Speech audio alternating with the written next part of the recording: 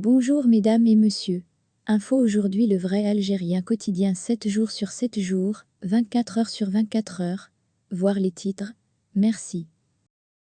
Les dessous secrets de l'affaire Bellimé, la drogue et la pomme de terre.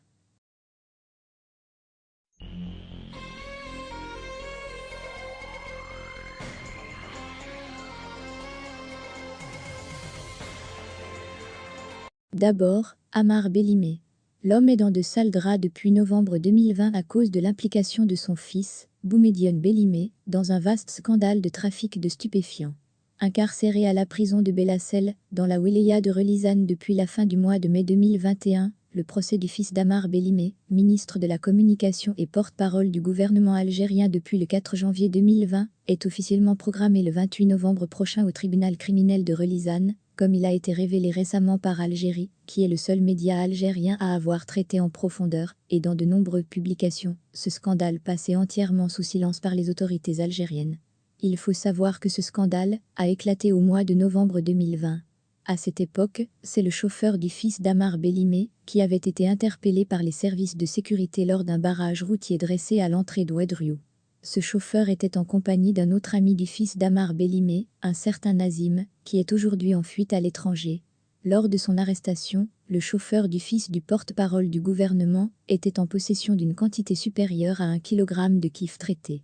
Placé en détention provisoire, le chauffeur du ministre de la Communication a fait l'objet d'une instruction judiciaire qui avait été confiée à un juge relevant du tribunal d'Ouedriou. Au fur des auditions, le chauffeur de Boumediene Bellimé a fini par cracher le morceau en reconnaissant qu'il accomplissait plusieurs voyages entre les localités de l'ouest algérien et la capitale Alger pour transporter plusieurs quantités de kiff traités. Ces voyages étaient orchestrés avec la complicité et la participation active de Boumediene Bellimé. Prenant en compte la gravité de ces agissements dignes d'un réseau de narcotrafic, le juge d'instruction près, le tribunal de Ouedriou a décidé d'inculper officiellement Boumediene Bellimé en le soumettant à un mandat d'arrêt, afin de permettre aux services de sécurité de procéder à son arrestation.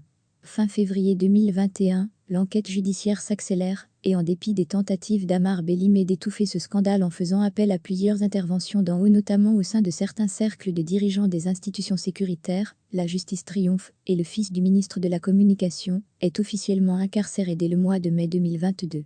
5 autres trafiquants de drogue ont été identifiés par les services de sécurité grâce au témoignage du chauffeur d'Amar Bellimé. Oui, son chauffeur, car le véhicule ayant servi pour transporter le kiff traité entre Alger et Oran est un véhicule de service appartenant officiellement au parc automobile du ministère de la Communication.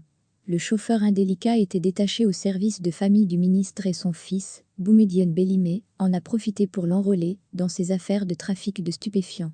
Il faut savoir qu'au mois de novembre 2020, le fils d'Amar Bellimé a pu échapper à l'incarcération parce que le chauffeur interpellé en flagrant délit avait accepté d'assumer entièrement la responsabilité de ses crimes de possession de substances illicites. Il s'avère qu'à la suite de la pression des auditions judiciaires, ce chauffeur a fini par passer à table incriminant ainsi officiellement le fils du porte-parole du gouvernement algérien. Ce scandale a été totalement étouffé et aucune source officielle ou officieuse n'a osé faire fuiter ce dossier sulfureux. La presse algérienne a été soumise à une censure honteuse pour empêcher l'opinion publique de connaître les détails de cette affaire scabreuse. Amar Bellimé a exercé toutes les pressions possibles et imaginables pour protéger sa réputation et sauver la tête de son fils à travers de nombreuses interventions qui ont magistralement échoué. Depuis le début de cette affaire, Algérie Part a été le seul média algérien qui n'a pas cessé de remettre sur le tapis cette affaire en apportant régulièrement de nouvelles révélations sur l'évolution de l'enquête judiciaire.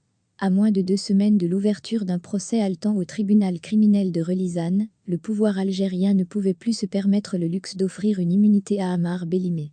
C'est tout de même un véhicule officiel qui a contribué à ce trafic de stupéfiants. C'est toute la crédibilité de l'État algérien qui en prend un coup très sévère. Embourbé dans les problèmes structurels dont souffre cruellement le pays, le palais présidentiel d'El Mouradia a décidé ainsi de lâcher l'encombrant Amar Bellimé. Ce dernier est contraint de quitter son bureau douillet en laissant derrière lui un ministère discrédité et sali par un scandale de Au ministère de l'Agriculture, c'est la pomme de terre, et non pas la drogue, qui a provoqué la disgrâce au ministre Abdelhamid Hamdani.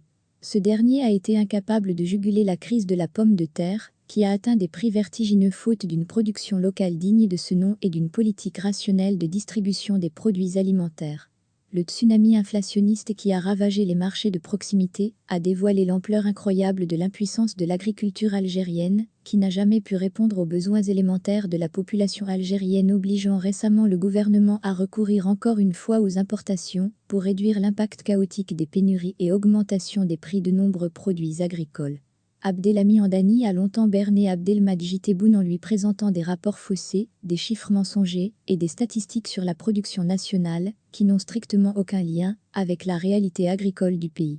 Soulignons enfin que ce ministre est lui aussi cité dans un scandale de corruption lié aux attributions illicites de plusieurs milliers d'hectares de terres agricoles aux richissimes oligarques de l'ère Bouteflika.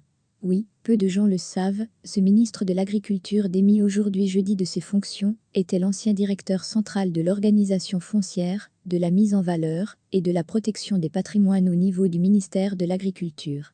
C'était lui le chef qui signait toutes les attributions des exploitations agricoles à tous les milliardaires oligarques choyés par le régime de Bouteflika. Les 50 000 hectares d'Ali Haddad à El Bayad, c'était lui. Les presque 10 hectares à El Bayad pour Takou, c'était également lui. Les plus de 20 000 hectares à Ceda, Mascara, El Bayad ou Adrar pour le député FLN corrompu Abdelmalek Sahraoui, c'est encore lui.